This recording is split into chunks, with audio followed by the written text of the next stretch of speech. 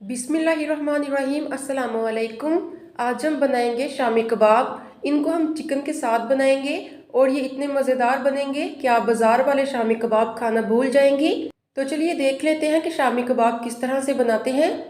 लेकिन इससे पहले मेरी आप सबसे रिक्वेस्ट है कि मेरे चैनल को सब्सक्राइब करके बेल आइकन को प्रेस कर दें ताकि मेरी हर वीडियो का नोटिफिकेशन सबसे पहले आपको मिल सके। चिकन शामी कबाब को हम प्रेशर कुकर में बनाएंगे। तो सबसे पहले इसमें हम दाल डाल देंगे। मैंने 1 पाव दाल ली थी जिसको 6 घंटे पहले भिगो दिया। अब हम इसमें चिकन डाल देंगे। मैंने 1 पाव चिकन लिया है बिना हड्डी के, आप चाहें तो हड्डी वाला भी ले सकते हैं। अब हम इसमें कुछ मसाले शामिल कर देंगे। नमक हाफ टेबल स्पून, अगर कम होगा तो मज़ीद आगे हम शामिल कर देंगे। कुटी हुई लाल मिर्च 1 टीस्पून। कबाब को प्यारा सा कलर देने के लिए इसमें हल्दी डाल देंगे हाफ टी स्पून। 3 साबुत हरी मिर्च डाल देंगे टेस्ट के लिए, बाद में हम इनको निकाल देंगे। अब मैं इसमें 1.5 गिलास पानी शामिल कर दूंगी। 1 पाव चिकन के लिए 1.5 गिलास पानी काफ़ी है, इससे ज़्यादा नहीं डालेंगे। अच्छी तरह से तमाम चीज़ों को मिक्स कर देंगे। अब हम इसके ढक्कन को बंद कर देंगे और इसको हम फ्लेम पे रख देंगे। जब तक सीटी नहीं बोलेगी हम इसको तेज़ आंच पे रखेंगे। जैसे ही सीटी बोलनी शुरू हो जाएगी तो हम उसकी आंच को मीडियम कर देंगे। मैंने इन्हें अच्छी तरह से पका लिया है, ढक्कन को हटा देंगे। मैंने 20 मिनट तक इसको दरमियानी आंच पर पकाया है। तो आप देख सकती हैं कि मैंने जितना 1.5 गिलास पानी डाला था उसी में अच्छी तरह से सारी चीज़ें पक गई हैं। हमें पानी को जलाना नहीं पड़ा। लेकिन इस सूरत में अगर आपका पानी ज़्यादा हो जाए तो आप चूल्हे को तेज़ करके पानी को जला दें। जो हरी मिर्चें हमने इसमें शामिल की थी उनको हम निकाल देंगे, क्योंकि हमने इन्हें फ्लेवर के लिए डाला था तो उनका जितना भी फ्लेवर था वो सारा दाल में मिक्स हो चुका है। अब हम मसाले पीसने वाला डंडा लेंगे, यानी कि दोरी के साथ का जो डंडा होता है वो लेंगे और उसको इस तरह से दबा दबा के हम दाल को अच्छी तरह से मैश कर लेंगे।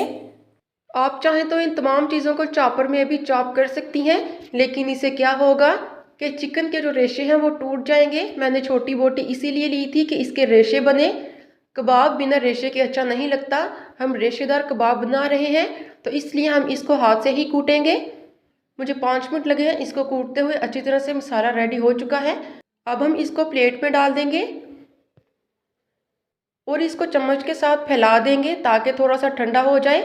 मिलते हैं इसके ठंडा होने के बाद। शामी कबाब का मसाला ठंडा हो चुका है। अब हम इसमें कुछ चीज़ें शामिल कर देंगे। बारीक कटी हुई हरी मिर्चें 2 अदद, बारीक कटा हुआ हरा धनिया डाल देंगे। भुना और कुटा हुआ ज़ीरा शामिल कर देंगे हाफ टी स्पून। धनिया पाउडर शामिल कर देंगे हाफ टी स्पून। गरम मसाला हाफ टी स्पून। अब हम इन तमाम चीज़ों को अच्छी तरह से हाथ से मिक्स कर लेंगे। आप चाहें तो चम्मच के साथ भी कर सकती हैं, लेकिन हाथ के साथ ज़्यादा अच्छा होगा, इसलिए हम इसको हाथ से करेंगे।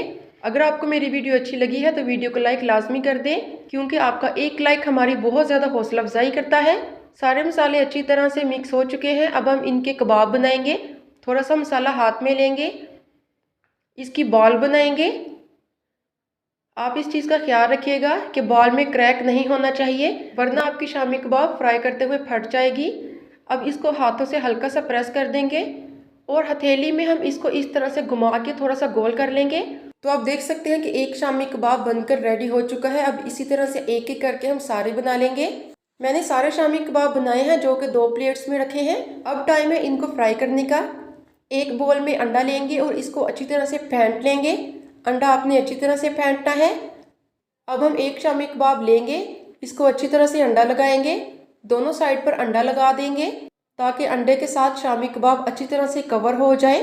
एक पैन लेंगे, इसमें कुकिंग ऑयल डाल देंगे। ज़्यादा ऑयल नहीं डालेंगे, बस हम थोड़ा सा ऑयल डालेंगे। जैसे ही ऑयल गर्म हो जाए तो इसमें एक एक करके शामी कबाब को अंडा लगा के डालते जाएंगे। फ्राई पैन में आपने उतने ही शामी कबाब डालने हैं जितनी कि इनकी स्पेस हो। अगर आप ज़्यादा शामी कबाब डाल देंगी तो वो आपस में चिपक जाएंगे और जब आप उनको अलहदा करने की कोशिश करेंगी तो वो टूट जाएंगे। इसलिए आपने इतने ही शामी कबाब डालने हैं जितने के आसानी से आ जाए। 2 मिनट तक हम इनको एक साइड से पकाएंगे दरमियानी आंच पर और फिर हम इसकी साइड को चेंज कर देंगे ताकि दोनों साइड से अच्छी तरह से पक जाए। जैसे ही दोनों साइड से एक जैसा कलर आ जाएगा तो हम इनको निकाल देंगे, क्योंकि हमारे शामी कबाब बनकर तैयार हो जाएंगे। तो आप देख सकते हैं कि कितना अच्छा कलर आ चुका है। इसी तरह से थोड़े थोड़े करके मैंने सभी शामी कबाब को फ्राई कर लिया है। बहुत ही आसानी से मैंने इनको फ्राई किया है और इनको बनाना भी बहुत ही ज़्यादा आसान है। अब मैं आपको एक तोड़कर दिखाती हूँ कि कितना ज़्यादा रेशेदार कबाब बना है। आपको कभी भी बाज़ार से इस तरह के रेशेदार कबाब नहीं मिलेंगे। आप इनको एक बार ज़रूर ट्राई करें। मुझे पूरी उम्मीद है कि आपको ये बहुत पसंद आएंगे और आप इन्हें जिसको भी खिलाएंगी वो भी आपकी बहुत तारीफ़ करेगा। तो मिलते हैं इस तरह की एक और यूनिक रेसिपी के साथ। हमें दें इजाज़त। अल्लाह हाफिज़।